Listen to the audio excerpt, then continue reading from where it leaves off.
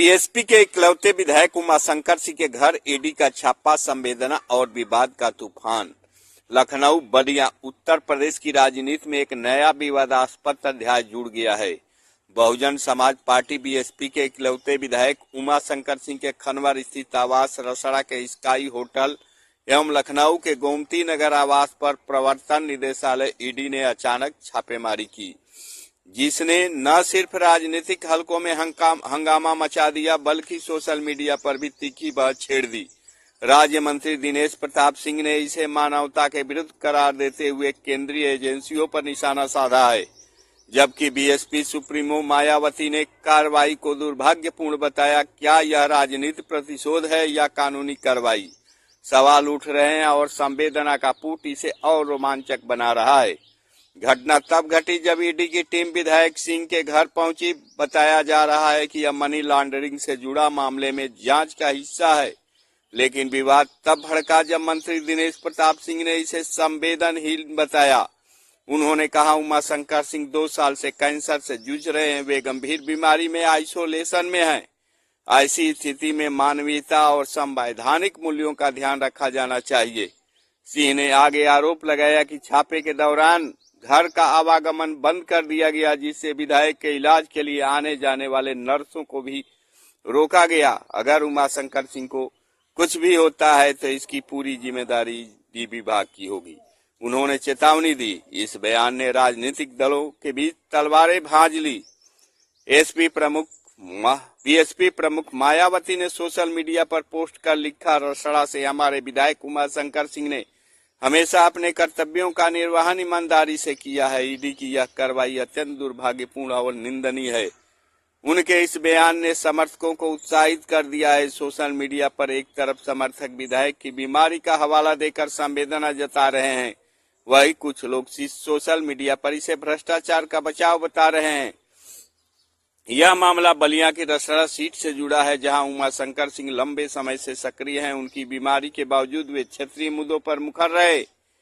ED ने अभी कोई आधिकारिक बयान नहीं दिया, लेकिन सूत्र बताते हैं कि जांच पुराने वित्तीय लेन देन से संबंधित है। क्या यह छापा राजनीतिक साजिश का हिस्सा है? इस घटना ने एक बार फिर याद दिला दिया कि कानूनी कार्रवाई और मानवीय संवेदना के बीच संतुलन कितना नाजुक है। कैंसर जैसे घातक रोग से लड़ते हुए विधायक की स्थिति पर हर संवेदनशील दुखी है।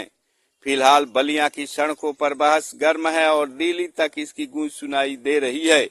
मीडिया रिपोर्ट के अनुसार ईडी के तरफ से कोई आधिकारिक बयान जारी नहीं हुआ है, लेकिन चर्चा इस बात की भी है कि छापेमारी के दौरान उमाशंकर सिंह के ठिकानों से 3 करोड़ रुपए नकद बरामदी हुई है। बताया जा रहा है कि गोमती नगर स्थित उनके आवास पर जब छापेमारी की गई तो वहां उमाशंकर सिंह, उनकी पत्नी एवं बेटे मौजूद रहे, जबकि बलिया के खनवर स्थित उनके आवास पर जब छापेमारी की गई तो उमाशंकर सिंह के भाई छात्र शक्ति कंस्ट्रक्शन लिमिटेड के अध्यक्ष रमेश सिंह व उनके आवास पर तैनात करीब 20 कर्मचारी मौजूद थे, जिनकी मोबाइल ईडी ने जब्त कर लिया और उन्हें नजरबंद कर रखा। ईडी के अधिकारी बाराती के भेष में आए थे। मीडिया रिपोर्ट के अनुसार पिछले साल सीएजी रिपोर्ट में उमाशंकर सिंह की कंपनी पर 60 करोड़ रुपए की अवैध खनन का भी आरोप लगाया गया था। मामला चाहे जो भी हो, उमाशंकर सिंह सिर्फ अपने विधानसभा क्षेत्र में ही नहीं, पूरे बलिया जनपद में लोकप्रिय है।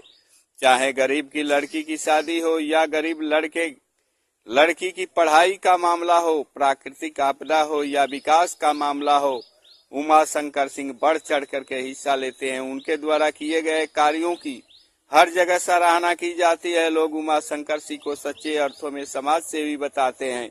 उनकी पकड़ भी चाहे कोई भी सरकार हो कम नहीं होती। पिछली बसपा सरकार में उमाशंकर सिंह का कद तो ऊंचा था ही, सपा सरकार में भी शिवपाल यादव से अच्छे संबंध रहा। वह अपने हेलीकॉप्टर में बेलथरा से बैठाकर रसड़ा तक साथ में लाए थे।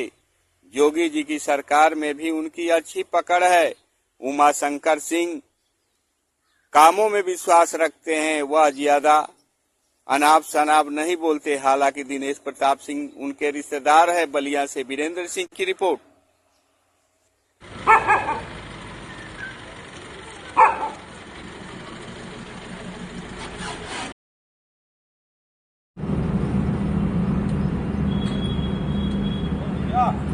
देखिए, भारतीय संस्कार, संस्कृति और सनातन धर्म में सुख दुख बांटना ये मनुष्य की प्रकृति में या मनुष्य के हिस्से में होता है।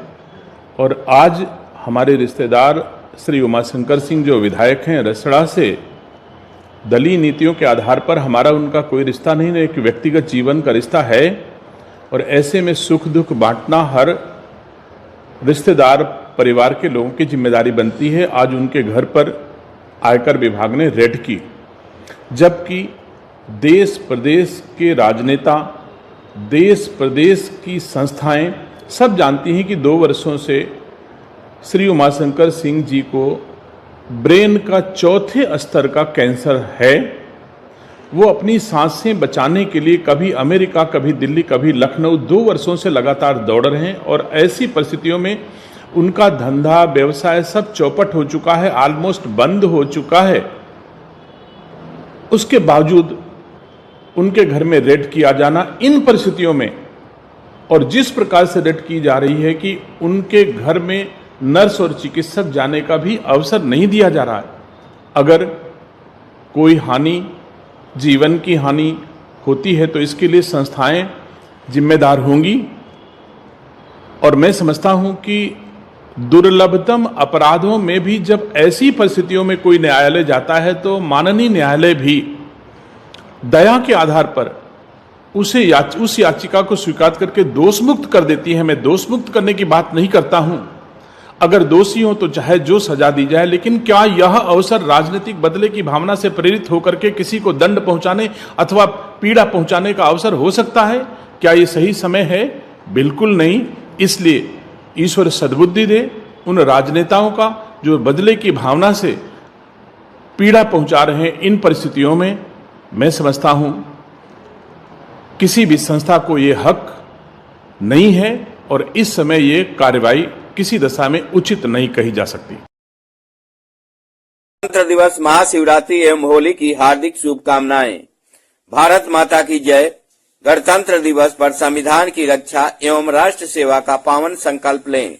महाशिवरात्रि पर भगवान शिव की कृपा से जीवन में पवित्रता और शांति प्राप्त हो। होली के रंगों से प्रेम, एकता एवं भाईचारा बढ़े। मनियर बलिया के गौरवशाली निवासियों से अपील, इन पर्वों पर सामाजिक सद्भाव बनाए रखें। शुभकामना करता Ajay Kumar Singh Mantu, Shardul Indian gas agency, Shrimati Shashikala Goswami एवं Anup Kumar Parvat, Manki Devi inter college, Parashar Munipal, Pragya public school Ghatampur, Jitendra Kumar Saraf उर्फ भोला जी, नीलम ITI, रमेश पासवान प्रधान मानिकपुर, दीवान यादव सपा नेता Baswariya, Virendra Singh editor, Tapobhoomi news channel. जय हिंद, जय शिव, होली मुबारक।